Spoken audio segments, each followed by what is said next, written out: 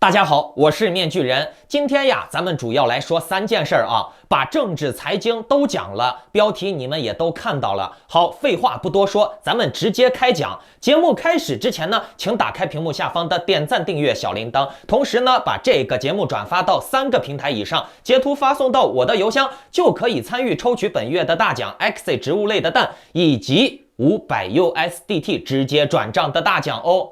好，首先咱们先来说跟钱有关的财经类的消息吧。先给大家来展示一下面具人会员群里面的一些战绩啊。看图，这些可都是真实战绩啊，我的会员都可以给我作证的。而且呢，你们以后加到我会员群里面都可以搜索到这些聊天记录的。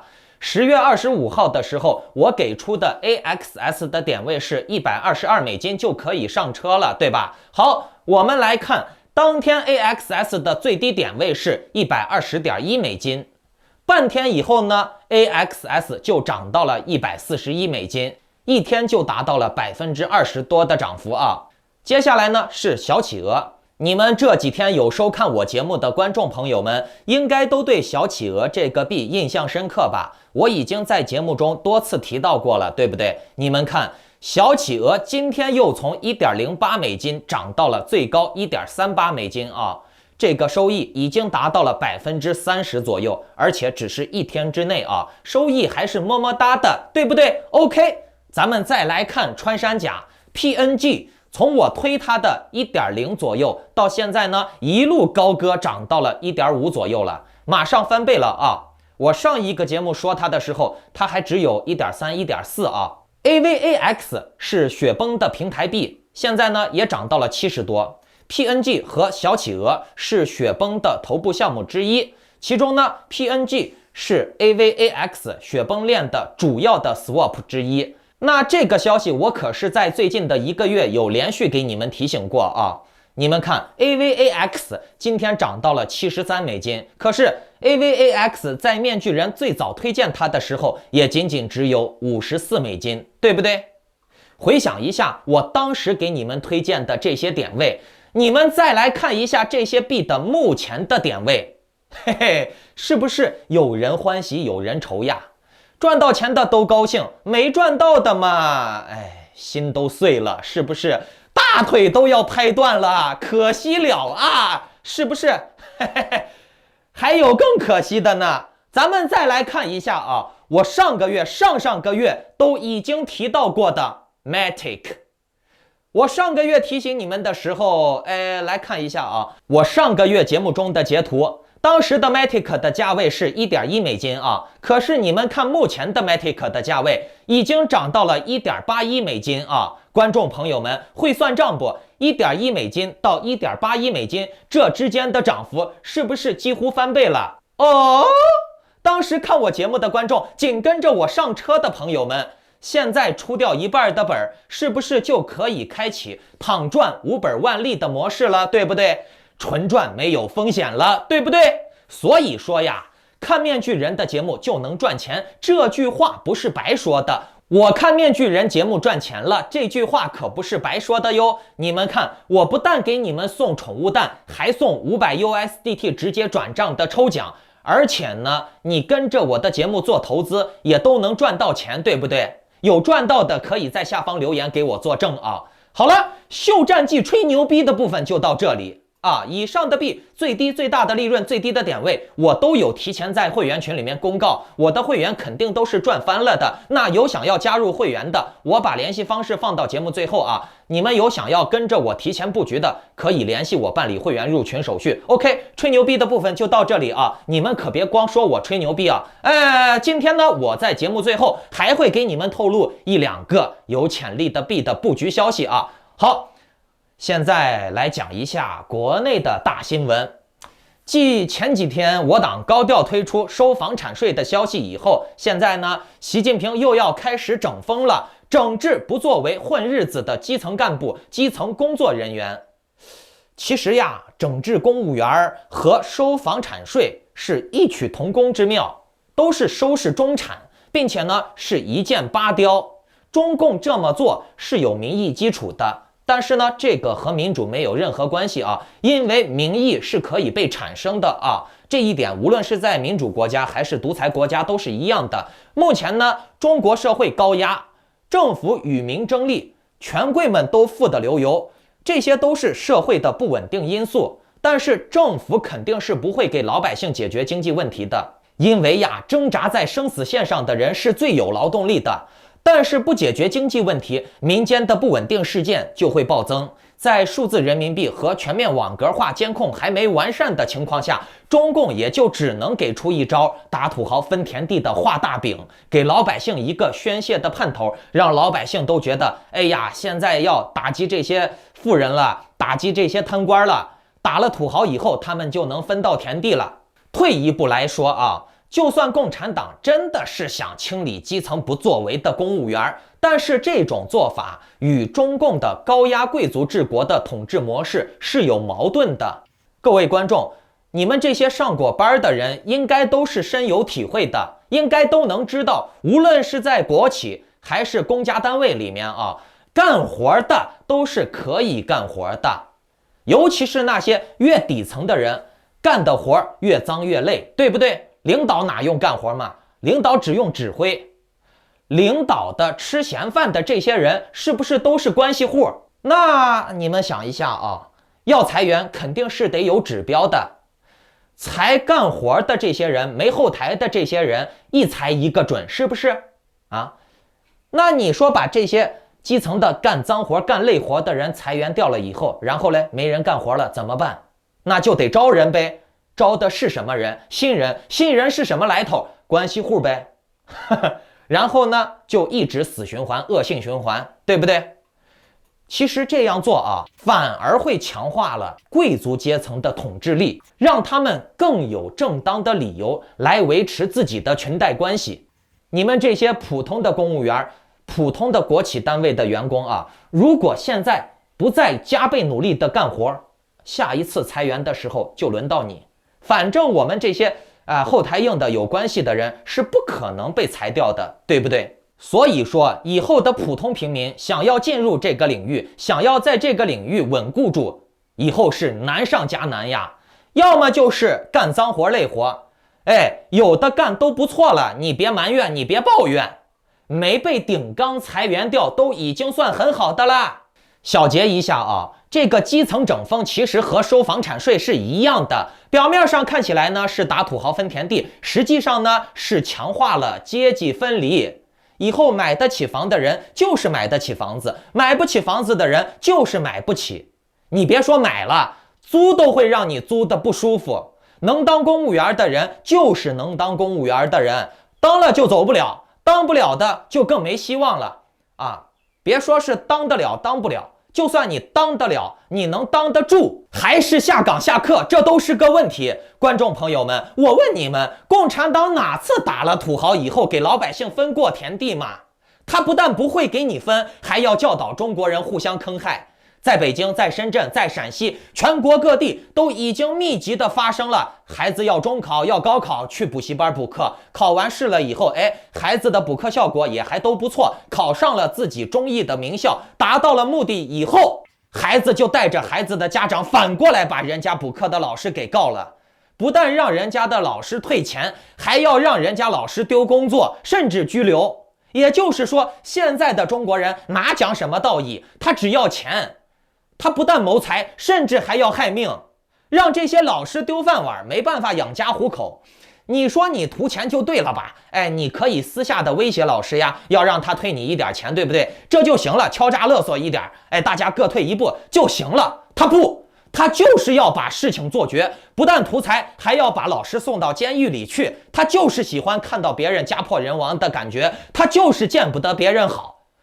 但是呀，这种威胁老师，私下想坑点钱的人也还是大有人在。我告诉你，没有更恶，只有更恶。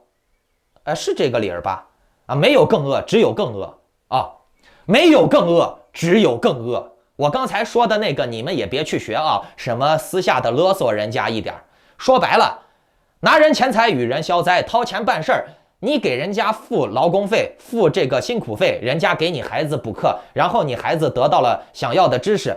得到了这个考试考得更好的机会就行了，一手交钱一手交货，很正常。你何必反过来再去坑人家呢？对不对啊？但是你看这些小孩是怎么做的，这些小孩的家长是怎么教的，教自己的孩子怎么去举报别人，怎么去坑别人，怎么去害别人，怎么去勒索别人啊？你说这种小孩长大了以后能不危害社会吗？这些小孩和家长学的都是什么价值观？恩将仇报，不讲商业规则，坑害别人，要别人家破人亡，把别人置之于死地。你们说这样做能行吗？哎，你们也别说现在的小孩父母是这样做的，就连中国的农村形象大使、慈善大使李子柒，他就是恩将仇报这个行当的典范呀，他就是恩将仇报的劳模呀。李子柒原名李佳佳，这个名字是2年半之前面具人最早在油管爆料他的。当然了，那个时候我也是才刚出道啊，忙着揭发陈秋实呢，忙着打击这些黑暗的恶心的人呢。李佳佳就是我当时第一个揭露他的。李佳佳在成名之前呢，也就是酒吧里面的一个小姐，天天陪老板唱歌喝酒睡觉。结果呢，由于辛勤的工作，出勤率高，终于陪到了他的伯乐，杭州微念公司的老板刘同明。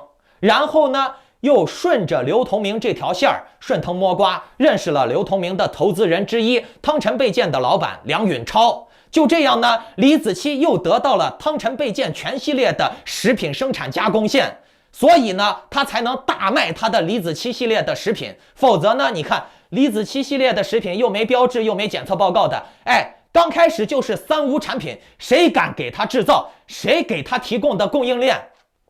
你们猜猜是谁呢？啊？